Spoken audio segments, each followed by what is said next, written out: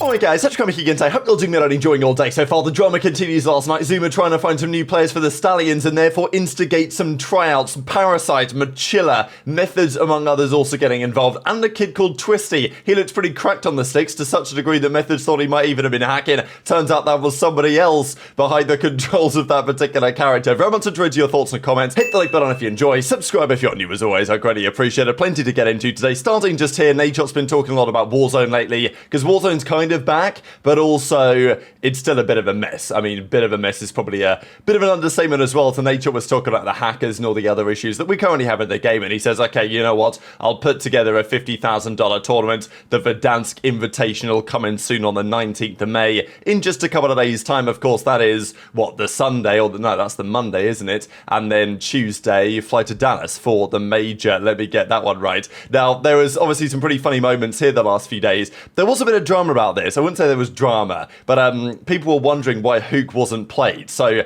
Mercules did these 1v1s and pretty much crushed most people that he played, understandably so, and he played pretty much all of the OpTic guys. You know, he played Scump and Shotzzy and Hex and everyone else, but, you know, there was no Huke there on the day. I know that people were talking around that saying, oh, is there something going on? Look, that doesn't seem very likely. The podcast we'll do a little bit on later on today. Huke was very much well for that, all right, he was okay. So I don't think there's anything going on. I know that people are questioning what's going to happen in the future for OpTic. I think this current team of 4 will be the team of 4 from now to the end of the year. Next year is a question. At the start of the year when Huke came in for Preds, I think the general perception was, okay, maybe the ceiling overall gets lower, but I think for this specific game, Shotzzy and Huke should be pretty damn good, and they have been. I mean, Huke's actually been, I don't want to say like one of the more underrated players, but certainly in that conversation, I think, this season, because his numbers are actually really good. Although, you know, the question with Huke is always what happens when you go to LAN, and again, it's not been quite as strong, but the point still stands. But it seems pretty clear that this current OpTic team has a very high ceiling, so, I mean, look, who knows what's possible from now to the end of the season. Not saying they're going to win anything, that would probably be too much of a stretch, but if they, you know, if they make a finals of one of these big tournaments and now to the end of the year, that might be enough to stick that roster out. But let's talk about other teams making changes, certainly when it comes to the Stallions. There was some drama that went down yesterday, we talked about it. They were playing some scrims, obviously Scrappy was hopping into the call. Zuma wasn't very happy about the fact that they were listening to him more than they were listening to the boss, but that's how it went down. But at the end of the night, Millie decided that he actually had opportunities to go and play with some more experienced players, get a better seed going into the upcoming tournament, and effectively as a result of that, the roster blew up. Now, Swooty is a pretty talented kid. I mean, he played Splitgate and won like 250 grand at the Splitgate World Championships, which is a game that lasted not that long, but like, you know, the money's real, right? The money still hit the bank account at the end of the day. Now, people say, oh, you know, he's not a COD player and all this. So he was definitely talking about that. But as a result, the Stallions said, okay, you know what? We're going to have to rebuild the roster from the ground up. It'll be a good content opportunity to effectively run some trials. I mean, really, this was an 8-setup series, and everyone can hop in there, and then the players that look the most promising potentially get the opportunity. Now, I don't think this necessarily meant to be foreshadowing here from Encourage, but it's pretty funny because you see the Batman thing, and obviously Bruce has tweeted this out, Dashy, a couple of times, but I think what Encourage means is that, okay, maybe he's back, right? So look, I mean, how many times are we going to see this for the Challengers players? It's like when Paul X retired, and even this has been the case for the last few years now. I used to make videos on like, okay, this player's retired, that player's retired, and, you know, look, we still talk about it, obviously, because sometimes they actually do and they never return. But often they don't, right? Especially in the Challenger side, people are like, you know what, I'm done, I've had enough. I think even Exceed said it after the tournament in Dallas Major 2, was like, you know what, you know, this is it for me, I'm not coming back anymore. And then give him 2 weeks, they're back, right? So Encourage, it's been an interesting time for him. I think the general consensus is that he came into the scene was pretty gassed up because, of course, you know, the FaZe back opportunities on Zuma's stream. And look, he's a talented player for sure, but, you know, his teammates have not given the best reviews of teaming with him all the time, let's say. And there's also been a feeling of, well, you know, has he got the commitment to make it work? Because it's not exactly easy to make it into the Pro League. And maybe he thought that it was going to be more straightforward than it was. But obviously a talent. I mean, Dashy said back in January that he thinks this kid could become a world champion one day. And that's quite the statement to make from now a world champion in Dashy. We'll talk about him more in a second. So Encourage maybe thought, you know what? maybe a little bit of a try. Not to say that he's necessarily going to come back and fully return to challenges or whatever, but just to say that he's at least thought about the idea. So he runs some Stallions Tryouts yesterday, and there's a couple of clips I wanted to share. Mainly, Swooti was kind of, well, crashing out, and it was a pretty good crash, and actually I'll share that for you guys in a second.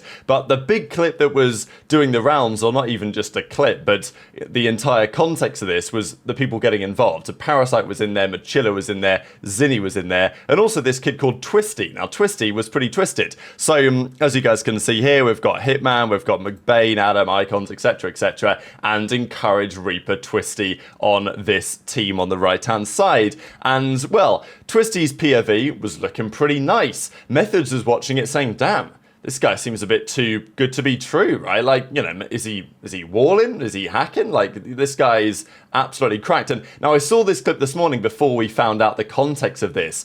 And you guys may agree or disagree, but my first perception of this was like, damn, he kind of shoots like Dashy. And this I think is interesting, right? Because it's always been a question for me in COD. If you took off the name tags, how many players would you be able to recognize for how they play the game?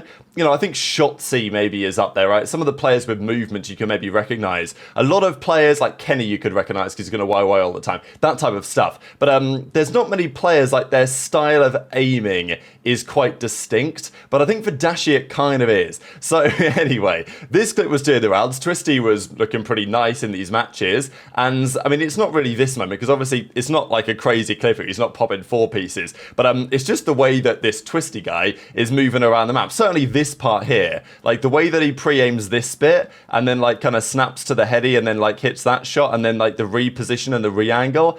I don't know. It just felt a little bit like a pretty good player, right? And it's interesting how you can kind of tell even at this level, you know, these guys are talented players, but the difference between someone who's like a real top tier pro, especially one who's as talented as Dashy is, you maybe get the perception of it. So Dashy did turn the stream on, but a couple of clips to share here of all of this going down, and then we'll see the reaction from Zinni. Who the fuck's here? I said, I'll drop this whole fucking team and keep Swooti. If that's what I gotta do, I'll drop this whole fucking team. I said, if everybody wants to fucking go, go. I'll build around Swoot. I don't give a fuck. I'm building around Swooti. You know what I mean? That's what I told him. That's what I fucking told him. That sort of got relayed to him. And the issue that we face that is basically, after reaching out to pretty much everybody, nobody wants to play with Swooti. That's like right. Swooti has the same goal as everybody else. Swooti wants to like win DreamHack. You know, that's why he's grinding so hard. He wants to actually win. So he's also a little standoffish on like playing with randoms. Nobody wants to play Swooti, man. Nobody believes in Swoot, dog. Nobody believes in Swoot, dog. They just think he's everyone has pretty much agreed that he's very talented. Well, actually some people haven't, but for the most part everyone agrees he's talented, but he's just like behind. Looks lost on the map sometimes and he's not picking up spawn.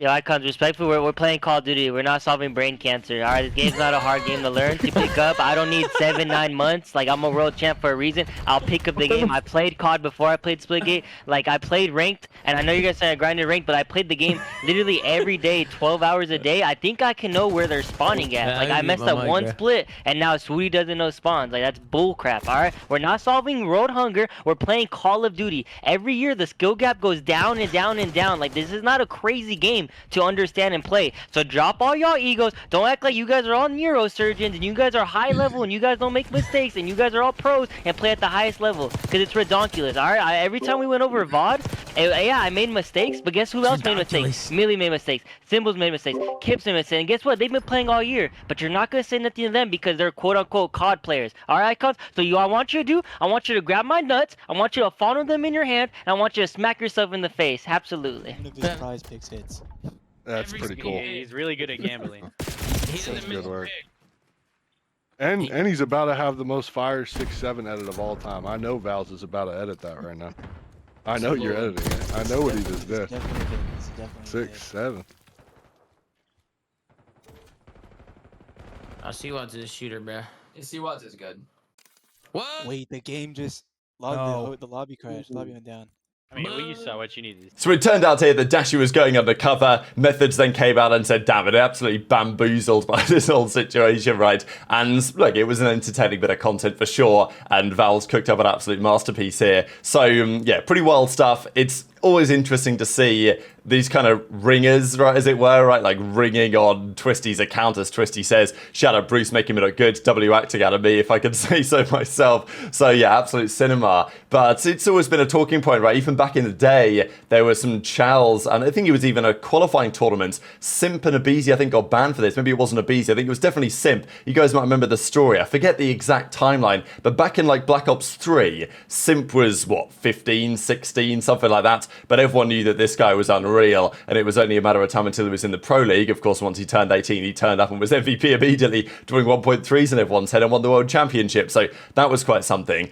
But a few years prior, Simp was dominating, but he wasn't yet 18. So there was a phenomenon of Simp, and aBeZy is a couple of years older, so I'm not sure it was relevant for him, but Simp, Illy, Turn Up Too Easy, Cellium, those guys, they would sometimes ring on accounts. So they would be playing for pros, right? This is how wild it was, like, and how good those kids were, is that you'd have like actual pros, or like, on the borderline of being pros, playing like a qualifier, a last chance qualifier, whatever it was, or like even just some sort of online tournament for whatever reason, and they would have, then maybe throw a little money to Simp and Cellium and those guys to just play on their accounts for them so nobody would know. But people figure these things out, right? Obviously, and that's the type of thing that has transpired here again. But it's not exactly a new phenomenon. I thought it was kind of funny what Swooty had to say as well in this whole situation, because, like, as he says, it's not exactly rocket science, this COD thing.